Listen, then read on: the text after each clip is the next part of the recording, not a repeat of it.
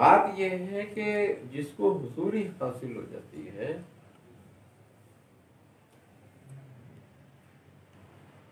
پھر اس کی نظر میں خلق کی کوئی قدر و حیثیت نہیں رہ جاتی.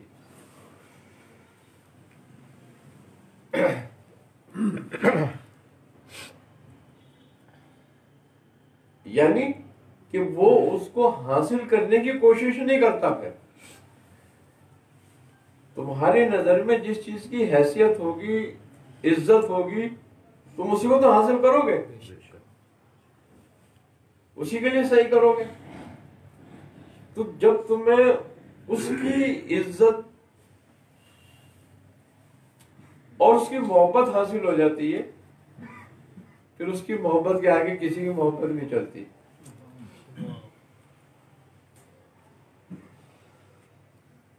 وہ ایک ایسا نشہ ہے کہ جس پہ چڑھ جائے اس پہ تو قیامت والے دن بھی نہیں اترے گا.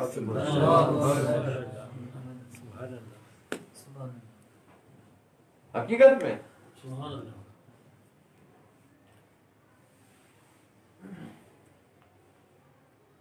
کہتے ہیں کہ یہ وہ لوگ ہوں گے ایسے کہ جنہوں نے اللہ کی محبت اور عشق میں دنیا ترک کی ہوگی.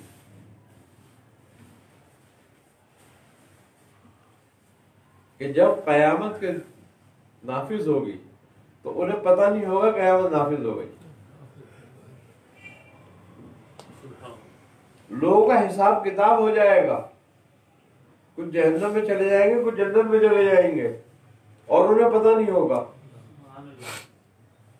اب فرشتے رب سے پوچھیں گے ہمارے رب یہ جو تیرے بندے ہیں ان کا کیا کرنا ہے؟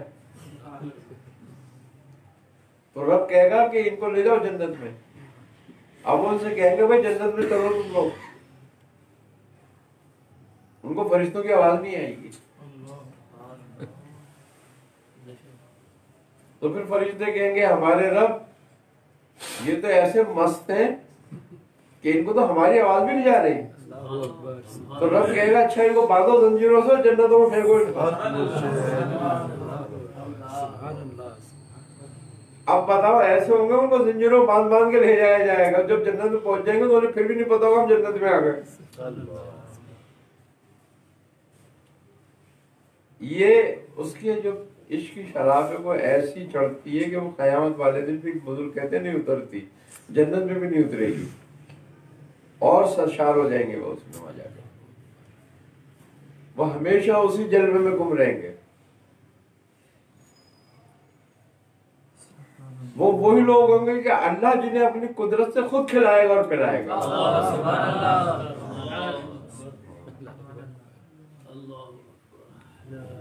اب بتاؤ یہاں تم 100 سال کھاتے، 50 سال کھاتے، 75 سال کھاتے، کتنے سال کھا لیتے؟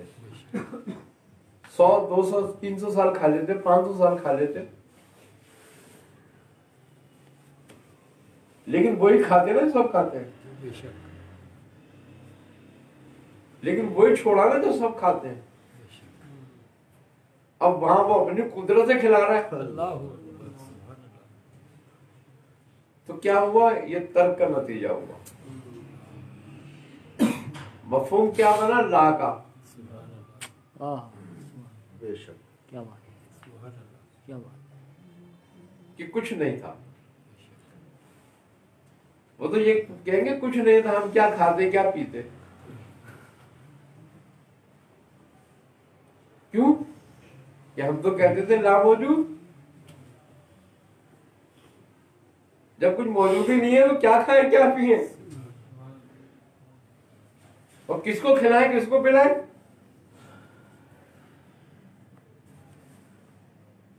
جب آدمی ذکر کے مفہوموں کو سمجھتا ہے، جانتا ہے، جب اس پہ آگے بڑھتا ہے.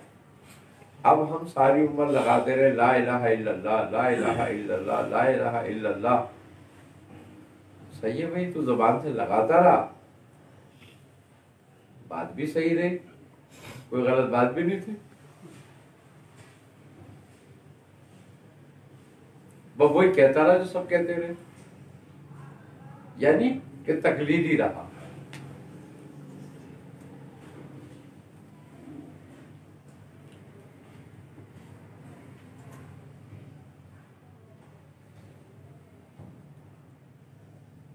نہ عرفانی ہوا نہ احسانی ہوا.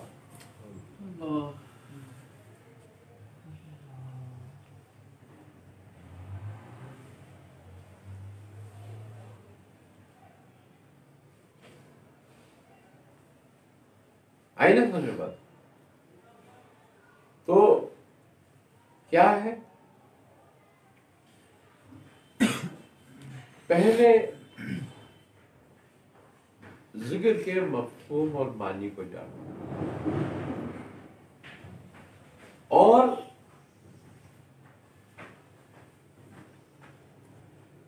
اس کے معنی کو اپنے اوپر قائم کرو.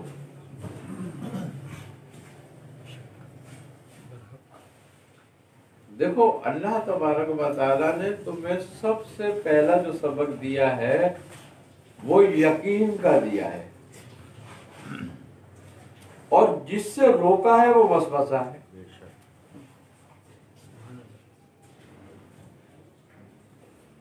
ذالک الکتاب لا ریب فیہ، کہ اس کتاب میں کہیں کچھ شک کی گنجائش نہیں، یہ بلا شک و شبہ کتاب ہے.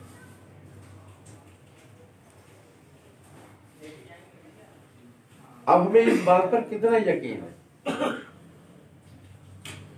کہ یہ قرآن اللہ کا کلام ہے اور اس میں کہیں کوئی بات شک کی نہیں ہے. اتنا یقین ہے ہمیں کہ ہم اس کو اپنے الفاظ میں بھی بیان نہیں کر سکتے کہ ہمیں اس پر کتنا یقین ہے. لیکن چونکہ فائدہ نہیں ہے اس کا ہمارے یقین ہونے کا، ہمیں بات ایسی ہے کہ جیسے تم گڑ کی بات کرتے رہو اور گڑ کی تعریف بیان کرتے رہو، تمہارا منہ میٹھا ہو جائے گا.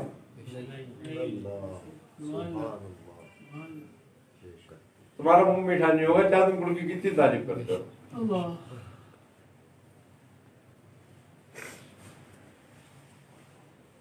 اور جس کو گڑ کا پتہ ہی نہ ہو اس کے منہ میں دے دو، اس کا منہ میٹھا ہو جائے گا.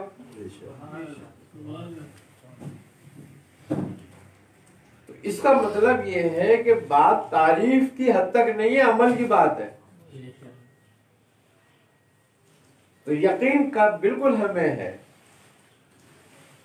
ہم اس کتاب کی تعریف بھی کرتے ہیں، توصیف بھی کرتے ہیں، اس میں سے آیتیں بھی بیان کرتے ہیں، اس کے احکام بھی بیان کرتے ہیں، سب کچھ کرتے ہیں، لیکن بات ویسے ہی ہوتی ہے جیسے ہم گڑ کی تعریف کر رہے ہوں، مگر زبان میٹھی نہیں ہو رہی.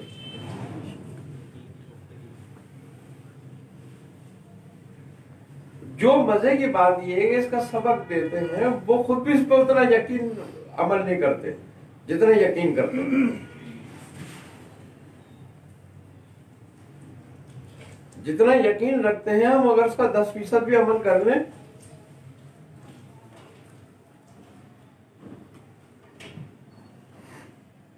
تو کچھ تو زبان میٹھی ہو جائے گی.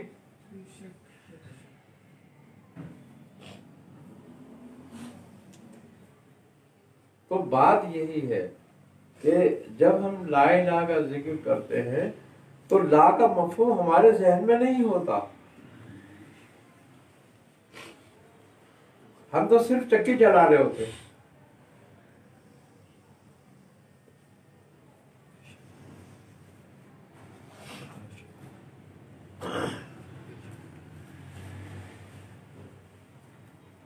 اب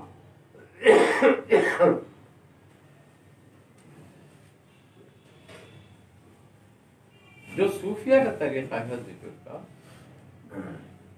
وہ کہتے ہیں جب تو لا کو کھینچے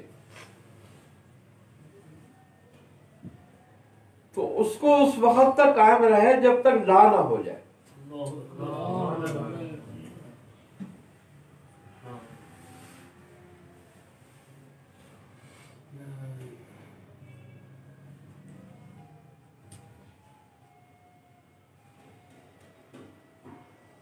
اب بعض صوفیہ کے نزدیک تو وہ کہتے ہیں کہ رات میں پوری رات میں ایک ہی ضرور لگتی ہے بس،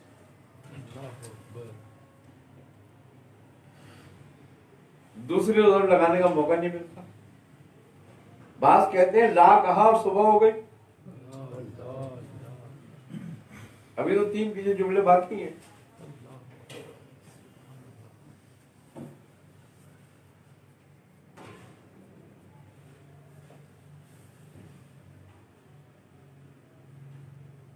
تو ذکر کرنے کے لیے لا الہ الا اللہ کا، اب ہم اللہ پہ پہنچ جائیں، اللہ ہو پہ پہنچ جائیں، ہم سب ذکر کر لیتے ہیں لیکن پہنچتے کیوں نہیں ہیں؟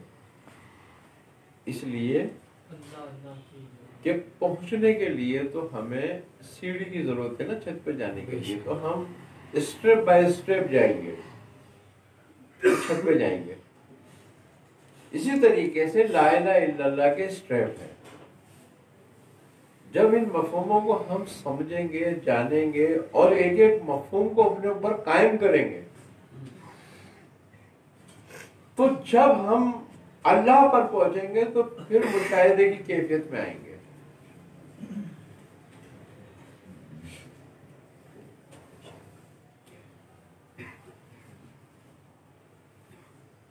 اب ہم سمجھتے ہیں کہ ہم خالی ضربے لگا کے سارے ضربے لگا کے جو ہے وہ سارے راز سارے عقدے کھول لیں گے.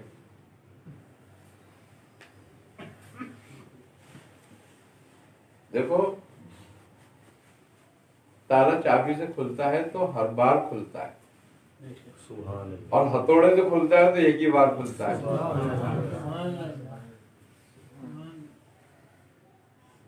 تو تم ہتھوڑے سے کھولنا چاہ رہے ہو تالا؟ سبحان اللہ.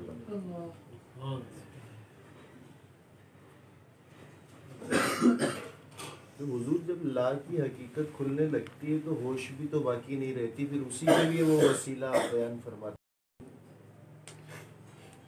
مقصد یہ ہے کہ مرشد کی کام وہیں سے شروع ہوتا ہے. سبحان اللہ. حق مرشد کام نہیں ہے. سبحان اللہ. وہ ہمیں خود کرنا ہے. اس سے پہلے ہی کا کام تو جدوجہد کرنا ہے تم نے. جب تو لا میں جائے گا تو کوئی بات بنے گی نا. جب تم مقام لا کو سمجھ کے اور لا میں چلا جائے گا اور لا کرے گا تو تجھے پھر وہ کھینچ کے اللہ میں لے کے جائے گا.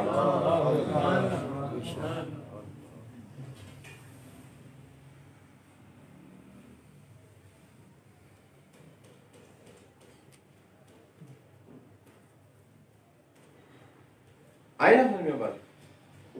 دیکھو پہلے تجھے اندھیرے میں جانا ہے، پھر تو روشنی میں آئے گا.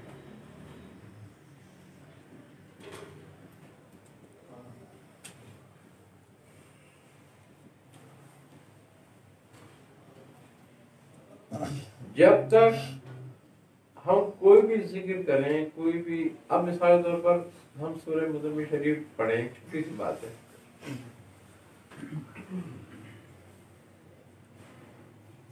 اب ہم پڑھتے چلے جاتے ہیں، بہت ساروں کو تو یہ بھی نہیں پتا، وہ اس کو یہ پتا ہے کہ میں سورہ مزمل پڑھ رہا ہوں، مگر اس کو یہ نہیں پتا کہ میں پڑھ کے آ رہا ہوں. بے شک.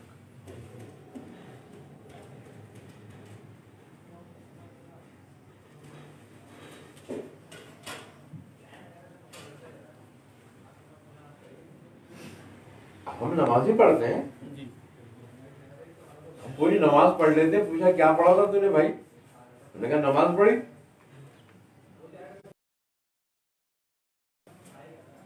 بولا نماز میں کیا کہا تم نے؟ وہی جو نماز میں پڑھتے ہیں بس.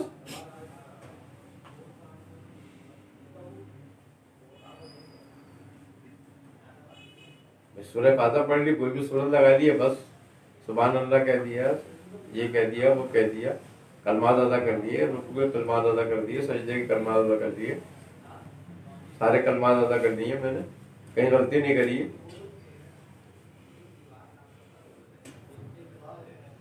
سب سے بڑی غلطی تو یہی ہے کہ تو غلطی پہ نہیں ہے. اللہ اللہ. ہاں مزے کی بات تو یہی ہے کہ سب سے بڑی غلطی یہ کہ تو غلطی پہ نہیں ہے. اگر قائم یہ احساس ہو جائے کہ میں غلطی پہ ہوں تھوڑا سا،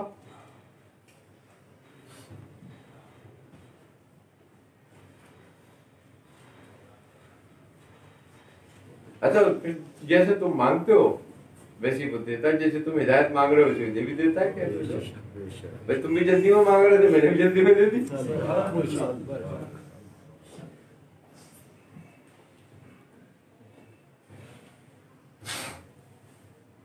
کہ حضور حقیقت یہ کہ وہ سر لائیں کہاں سے جو تیرے سجدے کے قابل.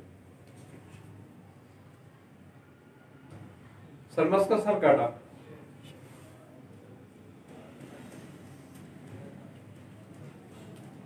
کس بات پہ کٹا تھا؟ کہ انہیں کلمہ پڑھنا نہیں آ رہا تھا.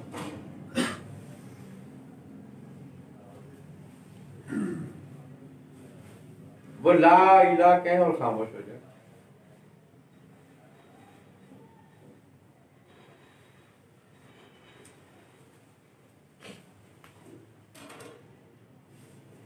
اب چونکہ قاضی سامنے بیٹھا ہوا تھا،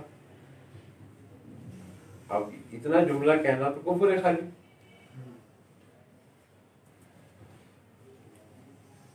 اب چاہے اللہ کہہ دے پورا، کم سے کم پورا تو کر دے.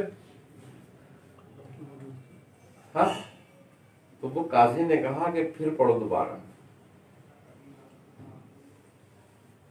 انہوں نے کہا لا الہ.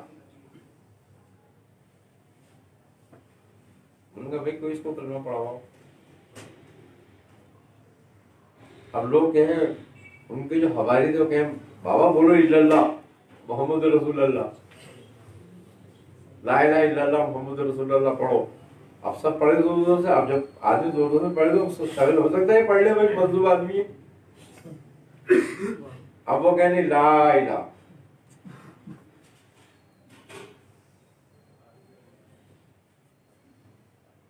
بہرحال ایک حجت کری لیکن وہ لا الہ پہ پھنس گئے. آخر کار قاضی نے حکم دیا انہیں سرکاروں کو. اب وہ چونکہ بادشاہ کو ان سے ایک عداوت تھی تو وہ بادشاہ چاہتا بھی تھا کہ اس کو سزا دلوانی ہے ہر حال میں. تو قاضی کو پڑھا کے لایا تھا پٹی کہ بھائی کسی بھی ایک بات پہ سزا ضرور دینی ہے. تو قاضی نے بولا اچھا اچھا کلمہ سنو، اسی میں پکڑیں گے اس کو. تو اب ہمارا سر کاٹ دیا. جب سب قلم ہوا تو کہا الا اللہ. قلم ہونے کے بعد سر نے، لوگوں نے سر سے کو بولا الا اللہ. اب کہنے کا مشاہدہ ہو گیا، اب یقین ہو گیا، دیکھ لیا، اس لیے الا اللہ.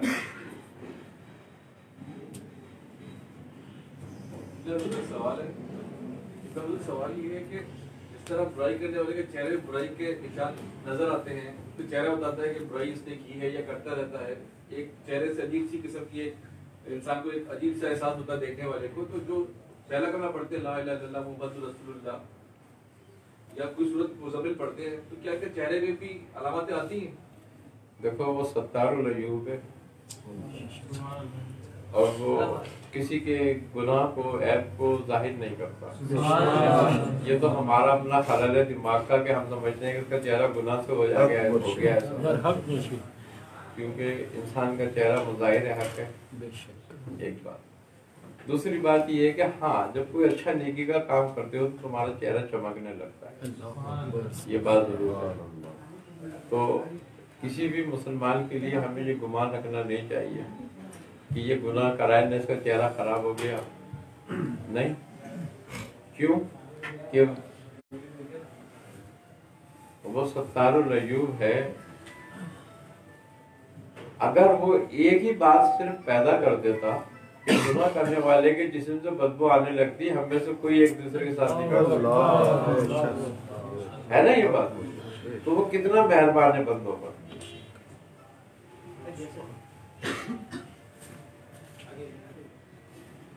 آئی نا مجھے بات. کبھی بھی ہمیں اس بات کو کبھی نہیں سمجھنا چاہیے. اور اگر ہم یہ جانتے بھی ہیں کسی کے گناہ کو تو ہمیں چاہیے کہ ہم بالکل بھول جائیں اس کو کہ اس کا کوئی گناہ ہے. وجہ یہ ہے کہ ہم نہ جزا دینے والے اس کو، نہ سزا دینے والے اس کو. جس نے جزا اور سزا دینی ہے وہ جانتا ہے ہم سے بہتر، اور ہو سکتا ہے ہمارا کوئی گناہ اس سے بڑا ہو، تو بعد میں وہ وہاں پکڑ لے ہمیں کہ اس سے تو بڑا تیرا تھا اور تو اس کو گناہگار بتا رہا تھا. تو بات یہ نہیں ہے. بات یہی ہے کہ بھائی پتھر وہی مارے جس نے خود کوئی گناہ نہ کیا ہو. تو اللہ رحم کرے ہم پر. تو بات یہ ہے کہ ذکر و اذکار میں ہمیشہ یاد رکھو جب بھی نماز پڑھو. کیوں بزرگ کہتے ہیں کہ تسلی سے نماز پڑھو. ایک نقشبندی خاندان کے ایک بزرگ تھے، پشاور سائڈ کے یا افغانستان کے تھے، وہ تھے اسی علاقے کے. تو بڑا اہتمام کرتے تھے وہ وضو کرنے میں، نماز پڑھنے میں بڑے اہتمام سے وضو کرتے تھے. تو وہ ایک ایک کلی کرتے ہوئے، ایک ایک عادت ہوتے ہوئے بڑی دعائیں پڑھتے رہتے تھے بیٹھے ہوئے. تو وہ بڑے اہتمام سے وضو کرتے ہوئے، بڑے اہتمام سے چلتے ہوئے، دعائیں پڑھتے ہوئے جا کر اپنے نماز پڑھتے. ایک شخص آیا اس کے سامنے، تو وہ وضو فرما رہے تھے. وہ آیا، انہوں نے وضو کیا اور وضو کرنے کے بعد چلا گیا. آپ وضو سے فارغ ہو کے کھڑے ہوئے تھے، کوئی دعائیں کر رہے تھے، اتنی دیر میں نماز پڑھ کے آگئے. اب آپ مسجد کی طرف جانے لگے تو وہ نماز پڑھ کے باہر آ رہا تھا. آپ نے اس کو بلایا، اس کو روک لیا. آپ نے فرمایا کہ کہاں گیا تو؟ اس نے کہا حضرت کہیں نہیں. کہنے لگے لیکن تو آ رہا ہے مسجد میں سے. انہوں نے کہا جی مسجد گیا تھا. انہوں نے کہا کیا کرنے گیا تھا وہاں پر؟ اتنی جلدی میں تو کیا کر کے آیا ہے؟ انہوں نے کہا حضرت میں نے تو کچھ بھی نہیں کیا، بس صرف میں تو یہ بتانے گیا تھا کہ میں باغی نہیں ہوں.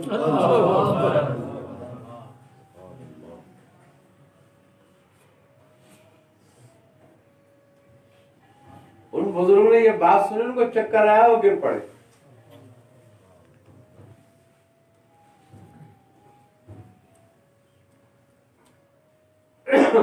جب انہیں ہوش آیا تو پوچھنے لگا وہ شخص کہاں گیا. انہوں نے کہا حضرت کون؟ انہوں نے کہا وہی جو مجھے نماز پڑھنا سکھا گیا.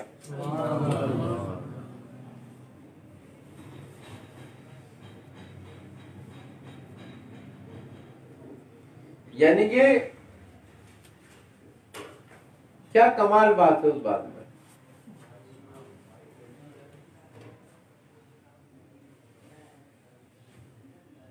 کہ وہ تو کہہ رہا ہے میں تو اپنے جرم کا اعتراف کرنے گیا تھا بس خالی، اور یہاں تو احسان کرنے جاتے ہیں کہ ہم آ گئے، اب تو ہم پرہیزگار ہو گئے، متقی زاہد عابد ہو گئے.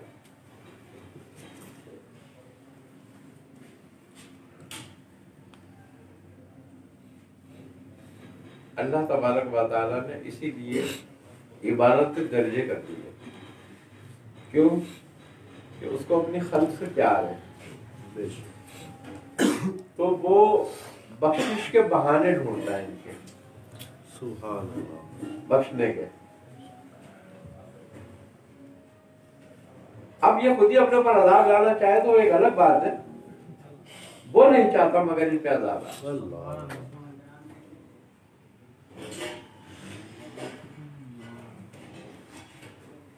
تو بات یہی ہے کہ ہم کسی بھی پیشے سے تعلق رکھتے ہیں، ہمیں اس بات کا ضرور خیال رکھنا چاہیے اور اس پہ نظر رکھنی چاہیے، خاص طور پہ وہ لوگ جو سلوک سے تعلق رکھتے ہیں، جو اپنے آپ کو اس فیلڈ میں چاہتے ہیں ہونا، کہ کہیں शैतान उन्हें फंसा तो नहीं रहा। वो आलिम हो, वो आरिफ हो, वो आबिद हो, वो जाहिद हो, वो पीर हो, फकीर हो, कोई भी हो।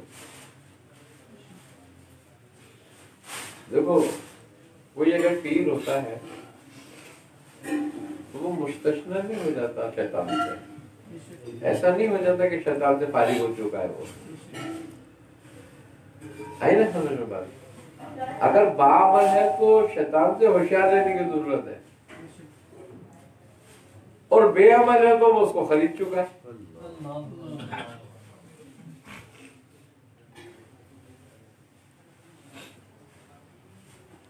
आई ना समझ में बात?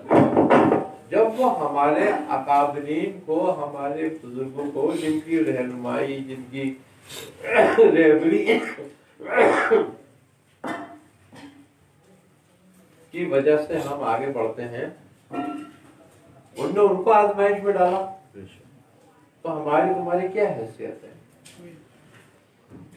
कि हम पे कोई ऐसी आजमाइश नहीं आएगी।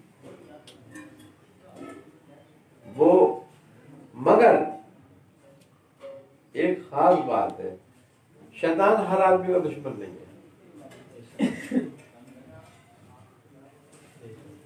क्यों? कि हर आदमी को खुद शैतान है।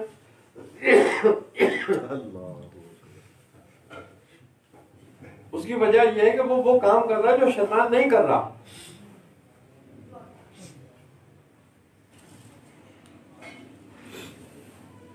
शैतान किसका दुश्मन है?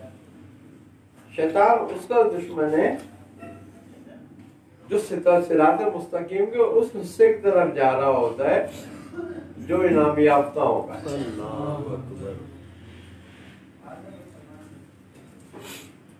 उनसे वो जाके अटकता है। रब का मुनकिर तो हुजूर आपने फरमाया था वो भी नहीं है। बोलिए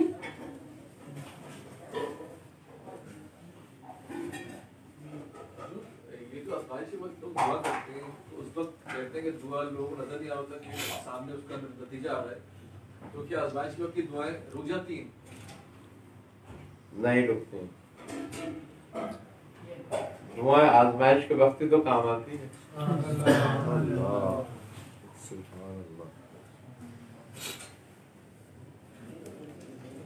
तो आम आदमी का दुश्मन नहीं होता वो।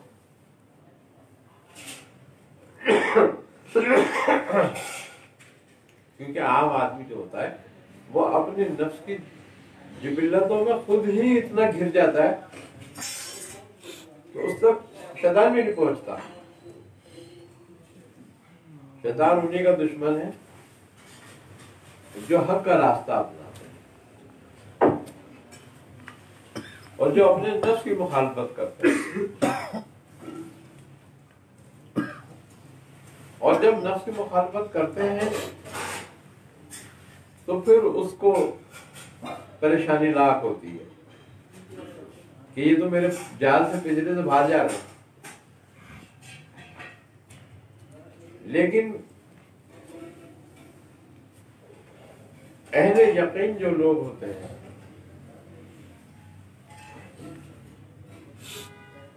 वो अल्लाह के बंदे हो जाते हैं और अल्लाह कहता है कि मेरे बंदों पे तेरा इख्तियार है।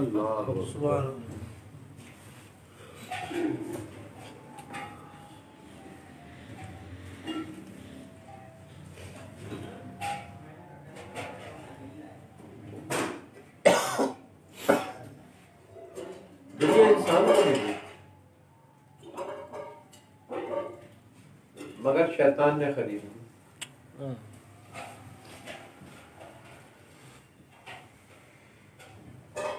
और शैतान ने इसको खरीदी सिक्के से।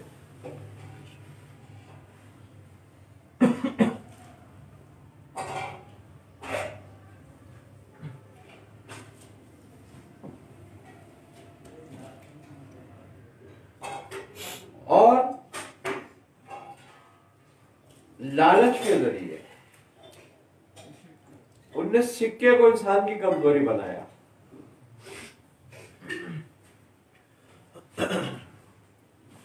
اور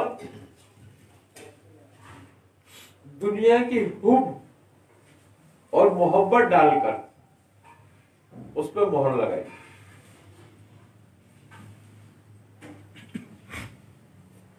اور اس کو پھر چوما اور کہا کہ میری غلامی وہی کرے گا جو تجھ سے پیار کرے گا. آج بتاؤ کون ہے ہم میں ایسا بھائی جس کو سکے سے پیار ہے؟ تو اس کا مطلب کیا ہو گیا؟ سارے غلام ہو گئے.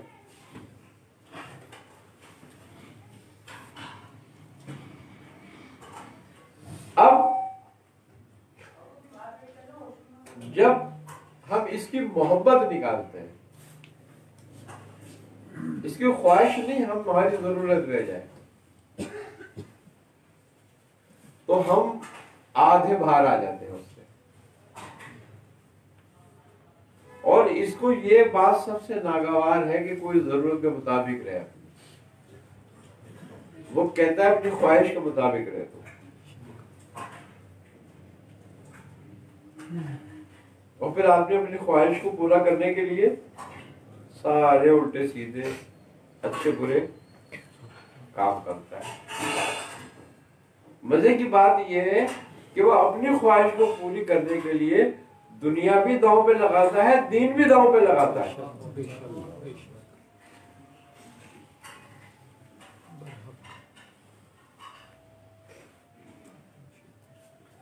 وہ نہ مذہب دیکھتا ہے نہ ملت دیکھتا ہے، تو سب کچھ داؤں پہ لگاتا ہے. جبکہ وہ سمجھ رہا ہے میں کچھ اور داؤں پہ لگا رہا ہوں، لیکن اس نے اپنا آپ داؤں پہ لگایا ہوا ہوتا ہے، اپنے آپ کی قیمت لگائی ہوئی ہوتی ہے. اور جبکہ انسان کی کوئی قیمت نہیں اگر دیکھا جائے تو. اس کی قیمت صرف اور صرف اس کا رب ہے اور کوئی اس کی قیمت نہیں. کیوں؟ کہ کائنات کی ہر چیز اس کے لیے بنائی گئی تھی.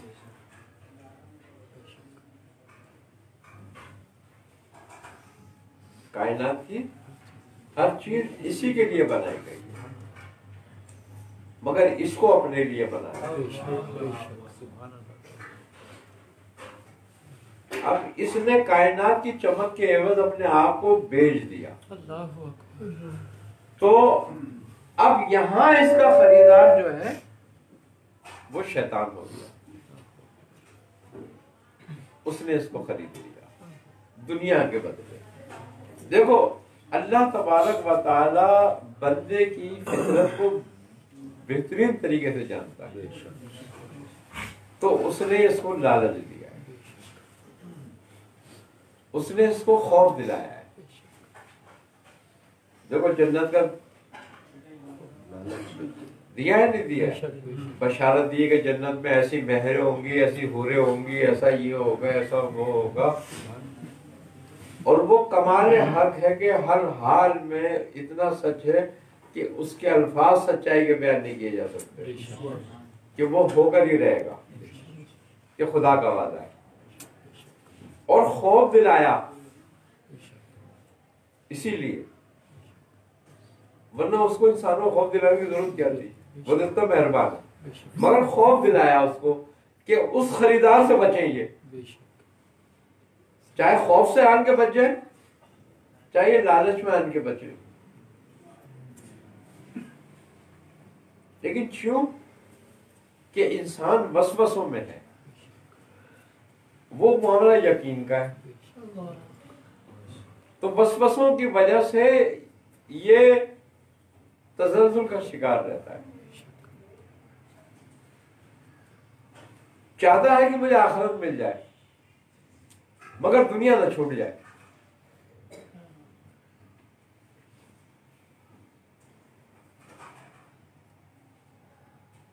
پھر وہ اس کو بہانہ دیتا ہے کہ اللہ کے لے ابھی تو جوان ہے، اس نے توبہ کا دروازہ کھولا ہوا ہے تیرے لیے. ابھی تو جو کرنا ہے کر, توبہ کر لیو, پھر بہت وقت پڑا ہے. اور ہر روز آن کر وہ اس کو کہتا ہے آج اور کر, کل کریو توبہ.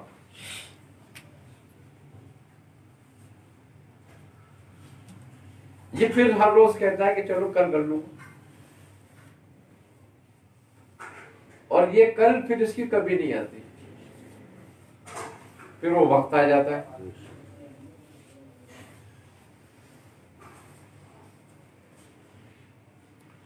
ایک دن میں نے میاں صاحب سے پوچھا, میں نے کہا میاں ایک بات بتائیں. کہنے لگے کیا؟ کہنے لگے میں نے کہا یہ بتاؤ کہ عبادت کون سی رات میں اچھی کرنی چاہیے زیادہ, شب قدر میں یا شب معراج میں؟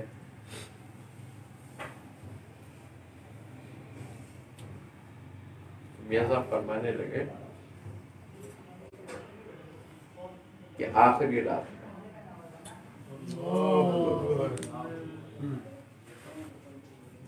آخری رات میں کہنے لگے ہاں. اگر تجھے یقین ہے کہ کل میری رات آئے گی تو آج رات مت کر, پھر کل کر.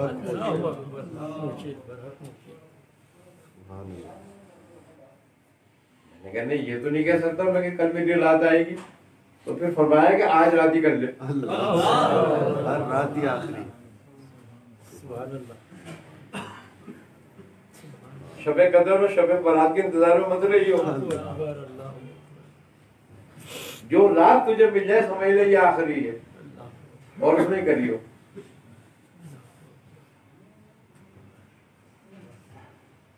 حضور ابھی آپ نے لالچ کا اور وہ خوف کا فرمایا, تو جو ان دونوں کو ترک کر دے وہ پھر سالکین میں سے, مقربین میں سے ہو جائے. بے شک اللہ اپنے دوستوں کے لیے کیا کہتا ہے کہ لا خوف نہ رہے. بے شک.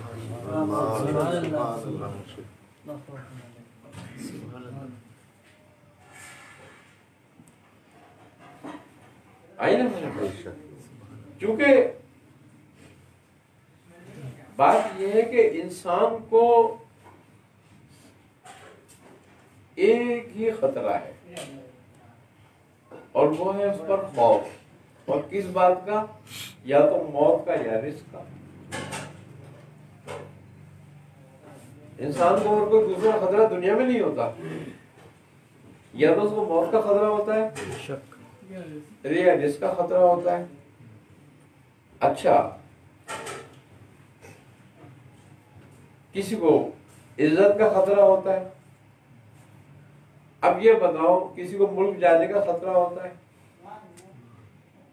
اب یہ بتاؤ کہ کسی کو ملک جانے کا خطرہ ہے کہ ملکیت چلی گئی, کسی کو عزت کا خوف ہو گیا عزت جائے گی, کسی کو روزی کا خوف ہو گیا روزی جائے گی, کسی کو موت کا خوف ہو گیا کہ موت آئے گی. اب یہ بتاؤ کہ ان سب چیزوں کے لیے اس نے کہا ہے کہ یہ سب میری طرف سے ہے. وہ تو عزت من تشاء وہ تو ذل من تشاء. ایک بات پھر صاحب کہہ دیا کہ قل اللہم مالک الملک تؤتی الملک من تشاء. کہہ دو اے نبی ان کو اللہ ہی سب ملکوں کا مالک ہے. وہ جس کو چاہتا ہے عطا کرتا ہے, جس سے چاہتا ہے لے لیتا ہے, اور جس کو چاہتا ہے عزت دیتا ہے, جس کو چاہتا ہے ذلیل کر دیتا ہے.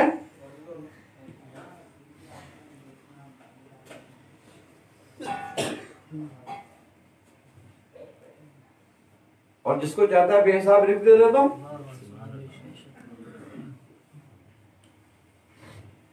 اور کل نفس ذائقۃ الموت.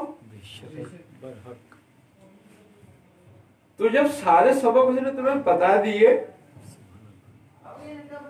بات یہ کہ ہم سب جانتے ہیں پھر ہمیں خطرہ ہے, کیونکہ وسوسوں میں پڑے ہوئے ہیں. یہ سب اللہ سے نہیں چاہتے, یہ سب ہم خلق سے چاہتے ہیں, تو خطروں میں پڑے ہوئے ہیں. اور جو یہ سب اللہ سے چاہتا ہے وہ خطرے سے نکل جاتا ہے, وہ اولیاء اللہ.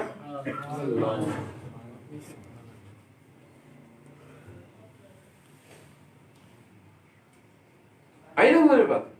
اور یہ بھی لا کے مفہوم میں ہی آتی ہے بات ہاں کہ بھئی نہ تو تیری ملک ہے،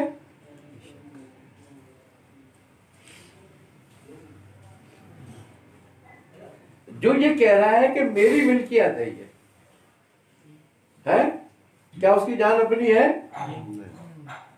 تو پھر اس کی اپنی جان نہیں ہے تو پھر ملک اس کی کیسے ہو گئی؟ کل آج میں یہاں ہوں، کل میں یہاں نہیں ہوں گا، یہ کسی اور کا ہوگا، پرسوں کوئی اور ہوگا، تو کس کی ملک ہے پھر یہ؟ اگر میری ہوتی تو میری رہتی۔ اب کس کی عزت ہے؟ کسی کی عزت نہیں ہے، عزت بس اس کی ہے جس کے لیے اس نے کہا وَرَفَعْنَا لَكَ ذِكْرَكَ۔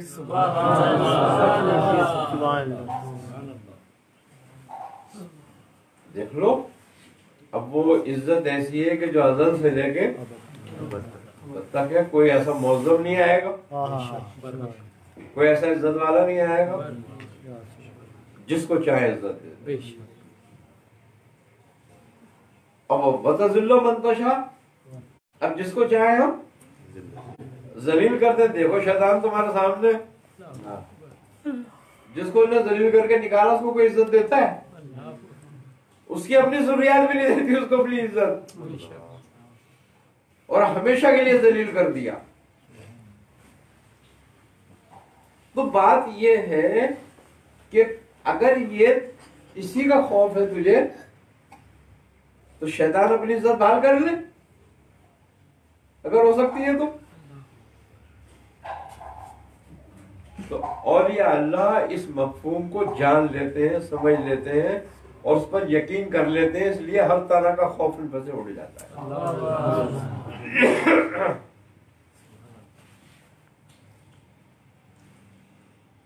اور جو اپنے رب کو پہچان لیتا ہے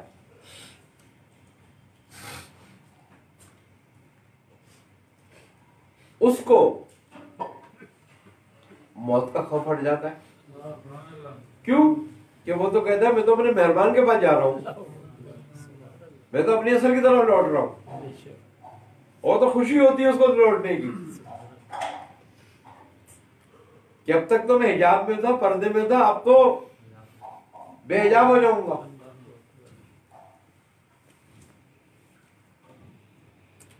ہے کہ موت ایک پل ہے جو محبوب سے محبوب کو ملاتا ہے۔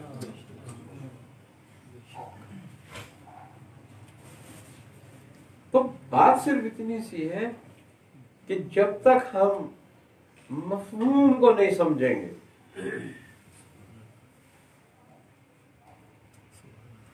جب تک ہم منزل پہ نہیں پہنچ سکتے۔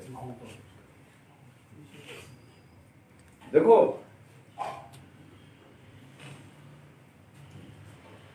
ذکر بے فکر، فقرا کہتے ہیں ملنگ ہو گیا فکرہ ایک، وہ کہتے ہیں ذکر بے فکر کتے کی بھوک۔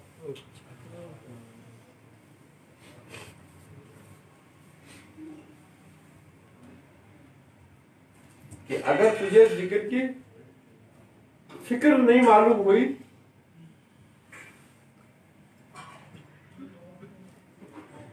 اور اس تک نہ پہنچا تو اس کی فکر تک، تو پھر تیرا ذکر بیکار تھا، پھر تو اپنے نفس کے اطمینان کے لیے کر رہا تھا بس خالی۔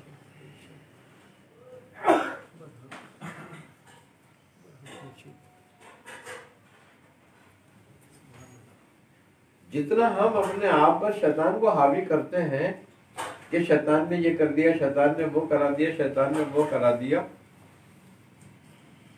اس سے زیادہ طاقتور تو روکنے والا ہے۔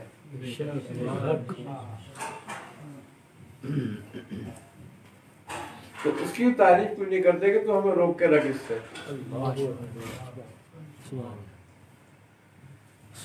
لا حول ولا قوت الا باللہ، اس کے سوا تو کوئی طاقت ہی نہیں ہے۔ لیکن کیوں کہ صوفیہ کے جو 4 جملے ہیں اذکار کے کہ لا مطلوب الا اللہ، لا مقصود الا اللہ، اور لا موجود الا اللہ، لا محبوب الا اللہ۔ اب ہم اس کو الٹ دیتے ہیں کہ لا مطلوب الدنیا، لا محبوب الدنیا، یعنی کہ ہمارے لیے مطلوب بھی دنیا ہے، محبوب بھی دنیا ہے، اور مقصود بھی دنیا ہے۔ اچھا، زبان سے جملے ہم لا مطلوب الا اللہ کہہ رہے ہیں، لیکن عمل سے دنیا طلب کر رہے ہیں۔ تو جو عمل سے ہوگا وہ ہوگا، جو زبان سے ہوگا وہ نہیں ہوگا۔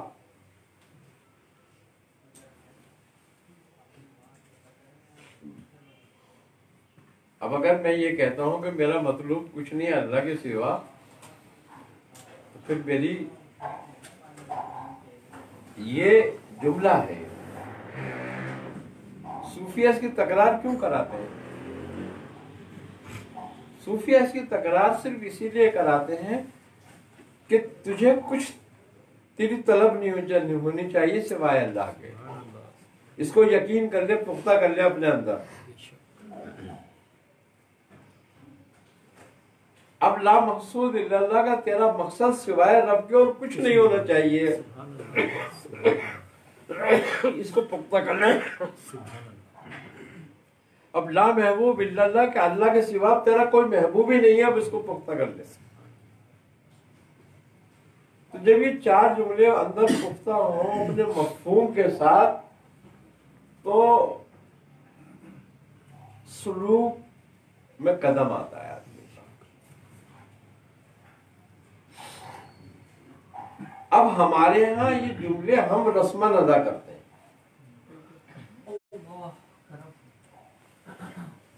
اب جب ہم رسماً ادا کرتے ہیں تو اس کا فائدہ بھی رسمی ہوتا ہے ہمیں۔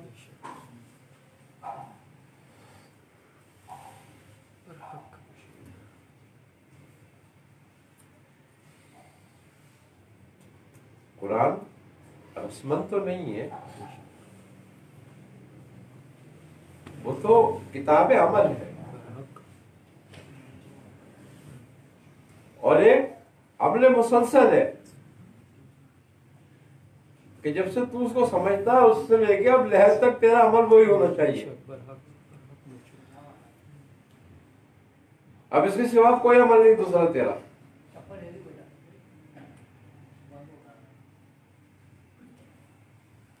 لیکن وہ ہمیں کیسے پیدا ہوتی ہے کہ جہاں ہم کسی کی صحبت لیتے ہیں، کسی کی صحبت اختیار کرتے ہیں۔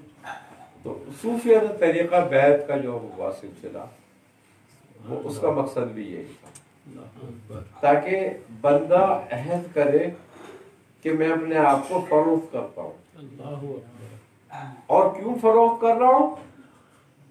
اللہ اور اس کے رسول کے لیے۔ اور یہ خرید و فروخت جائز ہے، کیونکہ اللہ بھی کہتا ہے کہ میں نے مومنوں کی جان کو خرید لیا جنت کے بدلے۔ تو اب میری جو فروخت ہے وہ کس لیے ہو رہی ہے؟ میں اپنے آپ کو، اپنی جان کو بیچ رہا ہوں راہ للہ میں، اللہ کے لیے۔ اب یہ میرا ایگریمنٹ ہوا، تو صوفیہ نے اس کا طریقہ اس لیے رکھا کہ جب تم کسی بات میں ایگریمنٹ کر لیتے ہو، کمٹمنٹ کر لیتے ہو، تو اس پہ عمل کرتے ہو۔ اب یہ ہے کہ تمہیں من و ان عمل کرنا ہے، تاکہ وہ تمہیں اس راستے پر لے جائے۔ اب من و ان عمل کرنا ہے، تو اب یہ دیکھنے والی بات یہ ہے کہ وہ تمہیں پہلے یہ احساس دلاتے ہیں کہ تو بھوکا رہے۔ بھوکا رہنے سے مراد کیا ہے ان کے ہاں؟ بھوکا رہنے سے مراد یہ ہے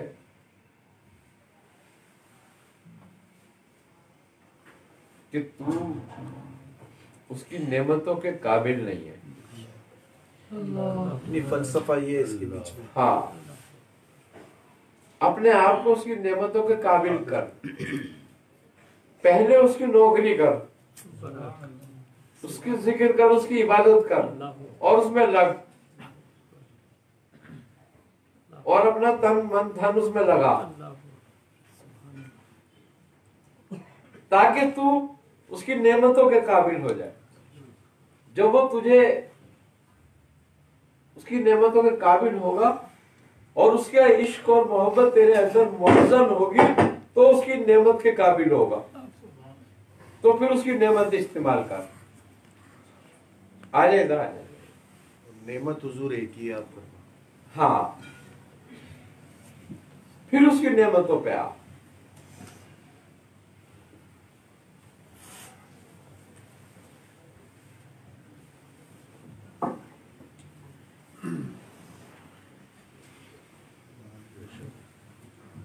حق کے راستے میں مشقت اٹھا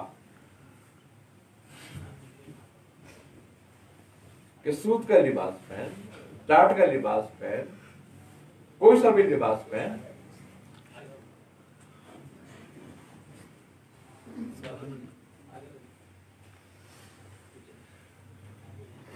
مگر اس آرائش میں حق کو نہ بیچ دے.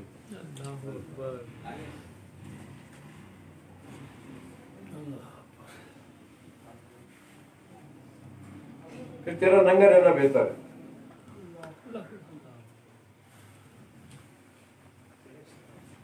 آپ نے ابھی بولا کہ خالق کا دروازہ جب کھلے گا, جب خالق کا دروازہ بند کرے گا.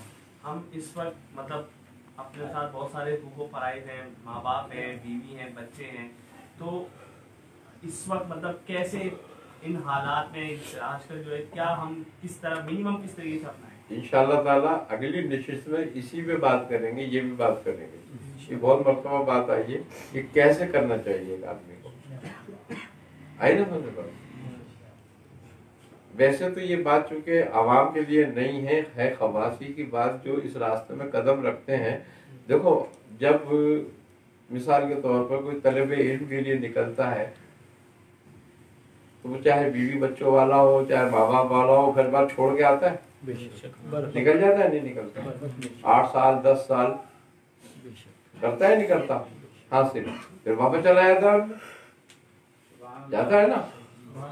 اب تو ایک ظاہری علم کے لیے نکلا ہے اور پھر جا رہا ہے واپس, تو خدا کے لیے نکلنے میں کیا برائی ہے اس کو. اچھا جب خدا کے لیے نکلو تو دلیلیں آ جاتی ہے کہ یہ ایسی ہے, یہ ایسا ہے, یہ ایسا ہے معاملہ, اور دنیا کے لیے نکل رہا ہے تو وہ تو کہتے ہیں کوئی بات نہیں, جا رہا جانے دو, ہے نا یہ بات. یہ بھی ایک یہ وہ ہے, اس پہ بھی بات کریں گے تفصیل سے. حضور اس پہ داتا گنج بخش علی حجویری اپنی کتاب کشف المعجوب میں لکھتے ہیں کہ گھر والے اگر محبوب الہی محبوب بارگاہ ہیں تب تو وہ خود ہی محبوب ان کو, اگر وہ مردود بارگاہ ہے تو مجھے ان کی فکر ہی کیوں, کہ داتا صاحب نے لکھا. تو بات یہ ہے کہ اسی لیے صوفیہ نے تنگی کا راستہ اختیار کیا کہ بھوکے رہے, تنگ دست رہے, تنگی رہی, تاکہ سبق دیں اپنے لوگوں کو. ایک گروہ بنائے ایسا جیسے کہ اصحاب صفا کا تھا, ایسا ایک گروہ بنائے تاکہ وہ گروہ ہمیشہ قائم رہے. مطلب میاں اس میں یعنی کہ ہر فیلڈ آف لائف یا کوئی بھی کسی بھی پروفیشن میں وہ اہل سلوک نہیں بن سکتا, مطلب پھر آپ کو سب کچھ ترک کر کے پھر اہل سلوک میں انٹر ہونا پڑتا. ہر پیشے میں بنتا ہے, ہر پیشے میں بن سکتا ہے, ایسی بات نہیں ہے. تو کوئی بھی پیشہ ہے وہ تمہیں حرام کھانے کی اجازت کب دیتا ہے؟ اب تم ہر پیشے میں کھاتے ہو, اب کون روک لیتا ہے؟ بات یہ نہیں ہے. وہی میرا مقصد ہے کہ اس پہ اگلی نشست میں انشاءاللہ تفصیل سے بات کریں گے. تو بات یہ کہ صوفیہ نے جو راستہ اپنایا فکر کا, یہ انہوں نے اپنی مرضی سے نہیں اپنایا تھا. انبیاء کے 2 راستے رہے, طریقے رہے. ایک وہ طریقہ رہا جو عوام الناس کے لیے تھا، لوگوں کے لیے، اور وہ سہل طریقے تھے، آسان طریقے، اور ایک ان کا اپنا جو ذاتی طریقہ تھا وہ ایسا تھا سخت مشقت والا جو خواص کے لیے تھا۔ تو صوفیہ نے وہ انبیاء کا طریقہ اپنایا جو ان کا سخت طریقہ تھا۔ کیوں؟ کہ راہ حق کے لیے سخت گیر ہونے کی ضرورت ہے۔ عوام الناس چونکہ ان باریکیوں کو نہیں جانتے تو ان کے لیے سہل اور آسان طریقہ رہا جو عام شریعت کا طریقہ ہے، انبیاء کا طریقہ۔ ایک ان کا اپنا خاص طریقہ تھا اپنے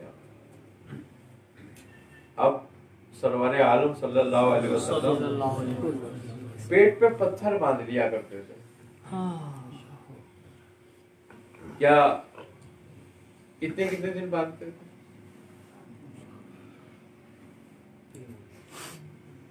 ہیں؟ 3 دن باندھا نا، بے شک، لیکن کسی کو حکم نہیں دیا تم پتھر باندھا کرو پیٹ میں۔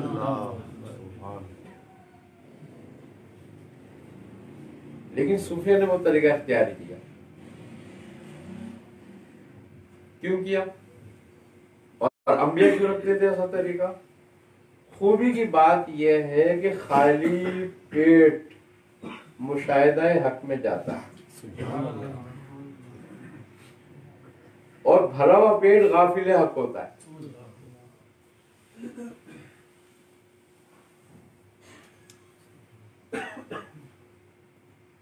تو وہ نبیوں کا سبق اپنے دوستوں کے لیے تھا۔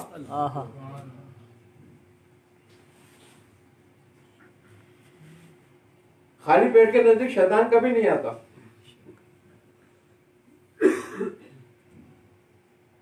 وہ بھرے ہوئے پیٹ کے نزدیک آئے گا۔ کلاش آدمی کے پاس شیطان نہیں آئے گا، بھری ہوئی جیب والے کے پاس آئے گا۔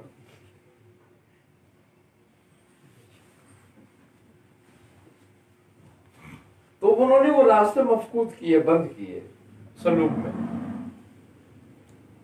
اب کیوں بند کرتے ہیں؟ راستے بند کرے انہوں نے کہ جو سالک ابتدائی سالک ہوتا ہے نا وہ ایسا ہوتا ہے جیسے پیدا ہوا بچہ ہوتا ہے۔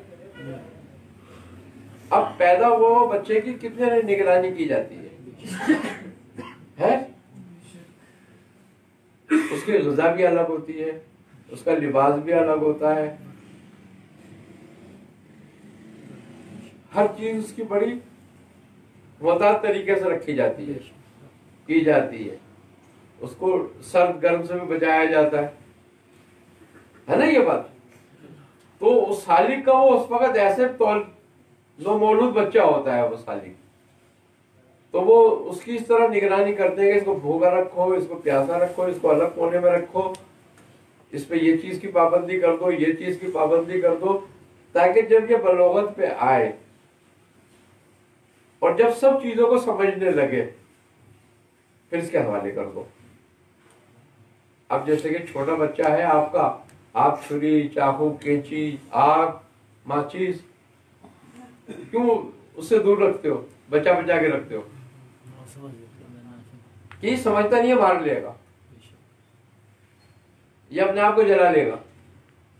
گرم چائے، گرم دودھ سے دور رکھتے ہو اس کو کہ یہ ہاتھ مار دے گا، کیونکہ اس کو نہیں پتا گرم ہے، یہ اس کو نہیں پتا نقصان ہوگا۔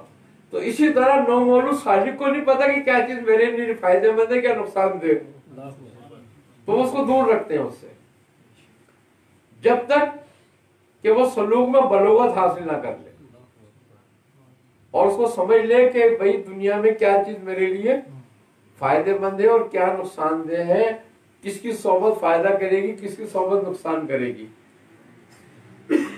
جب وہ سمجھ لیتا ہے وہ دنیا اس کے حوالے کر دیتے ہیں کہ اب چاہے دنیا میں رہے، چاہے دنیا تجھ میں رہے، چاہے تو دنیا کو رکھ چاہے نہ رکھ، اب تیرا اختیار ہے۔ سرکار شیخ عبد القادر جیلانی کتنے ایسے جنگلوں میں گھومتے رہے، آخرکار کہاں لا کے بٹھایا؟ لوگوں میں۔ اور کتنی عیش و عشرت کے ساتھ بٹھایا، کیوں کہ اب وہاں سے حکم تھا تو اب وہاں سے حکم ہے تو یہاں کوئی نعمت نقصان نہیں کرے گی.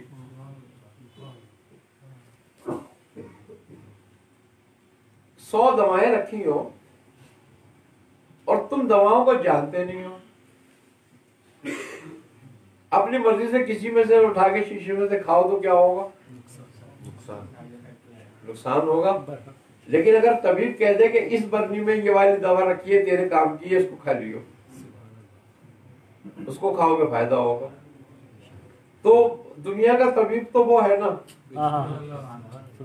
وہ اپنے بندے کو بتاتا تیرے لیے کوئی نقصان دہ نہیں ہے, جا اب کھا پی عیش کر. کھانے پینے لگتے ہو, دنیا میں رہنے لگتے ہیں. اب دنیا ان کو نقصان نہیں کرتی, لیکن وہ نقصان سے کبھی خالی بھی نہیں رہتے. وہ ایسے ہی ہوتے ہیں محتاط کہ جیسے کہ اونٹ پہ بٹھا کے کسی کے ہاتھ میں دودھ کا پیالہ دے دو کہ دودھ گرنا نہیں چاہیے.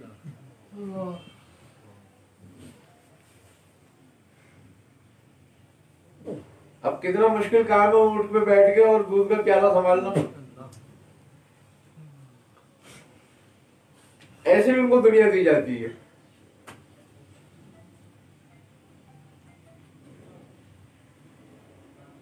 کہ اونٹ کی طرح دنیا دے دی جاتی ہے اور پیالے کی طرح ایمان دے دیا جاتا ہے. یہ دیکھ اب اس پہ نظر رکھنی ہے, اب پیالے پہ نظر رکھے گا یا میلے میں نظر رکھے گا؟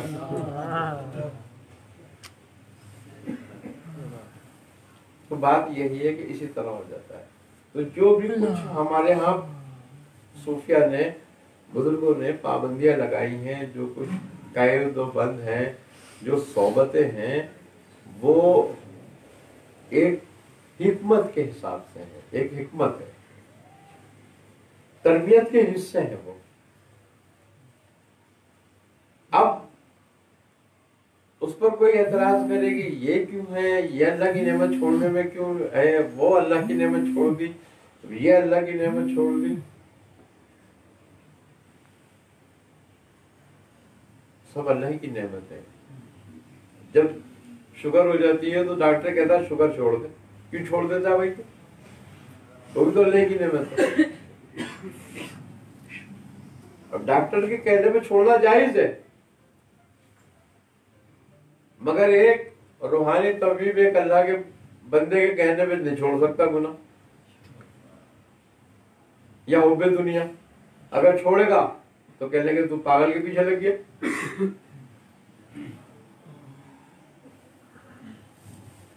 تو لوگوں کو جو اعتراض ہے اس بات پر کہ یہ پرہیز کیوں ہوتے ہیں, یہ کیوں ہوتا ہے, یہ دنیا سے کٹ کے کیوں رہتے ہیں, یہ الگ کیوں رہتے ہیں, جنگل میں کیوں جاتے ہیں, تو ان کی وجوہات یہ تھی. اس لیے سب کچھ کرنا ہوتا ہے کہ وہ تربیت کا حصہ ہے. ہاں جب وہ اس قابل ہو جاتے ہیں, جب وہ دیکھو جو دنیا میں نعمت ہے وہ ہر کسی کے لیے نعمت نہیں ہے.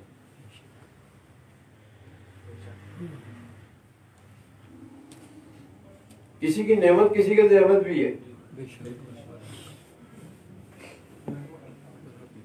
آئی نا سمجھ بات؟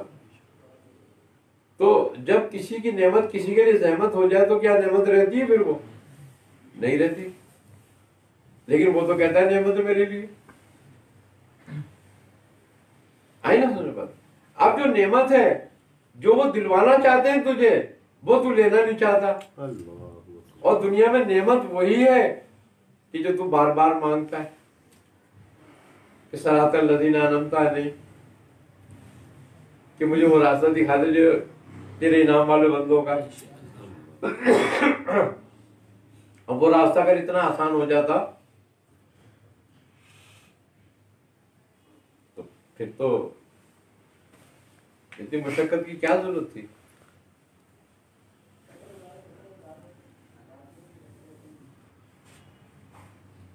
جو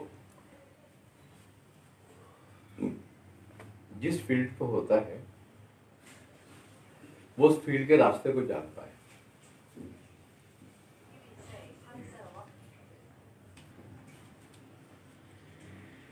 تیل نکالنے کے لیے کنویں کھودتے رہتے ہیں، نہیں زمین میں گڑھے کرتے رہتے ہیں. اب لوگ بولے کر کے ڈالنا ہے تو خواہ کھائیں. اب انہیں کیا پتا کھڈے کیوں کر کے ڈالنا ہے، لیکن چونکہ وہ جانتے ہیں نا کہ اس کے نیچے خزانہ ہے، اس میں کھڈا کرنا ضروری ہے. جب تک کھڈا نہیں کریں گے خزانہ نہیں نکلے گا.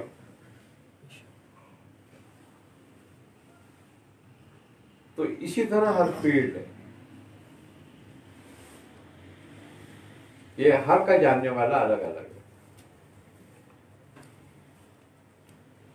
لیکن چونکہ علم طریقت جو ہے علم شریعت کا باطن ہے،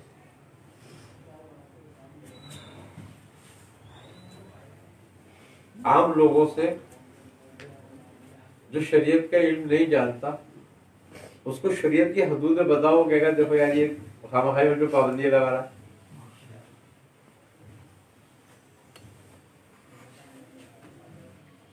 لیکن جو جانتا ہوگا وہ تصدیق کرے گا، نہیں ہاں صحیح کہہ رہا ہے، یہ ایسے ہی کرنا پڑے گا.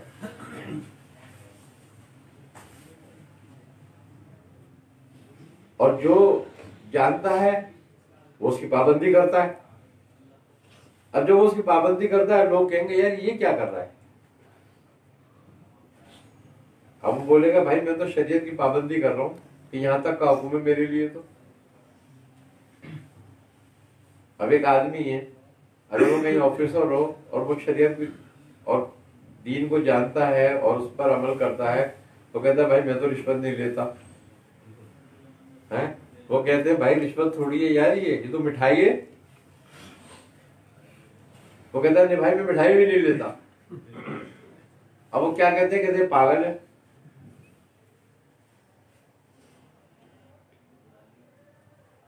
کہ آئے ہوئے پیسوں کو چھوڑ رہا ہے. اب اس کو دشمن ہو جاتے ہیں، اس کو ہٹاؤ یہاں سے، اسپیڈ شیٹ پہ کسی طریقے سے بھگاؤ، اس کو یہاں سے نکالو. یہی حال ہے بس کہ ہر فیلڈ کا جاننے والا جو ہے وہ کبھی اس کے اپوزٹ نہیں جائے گا.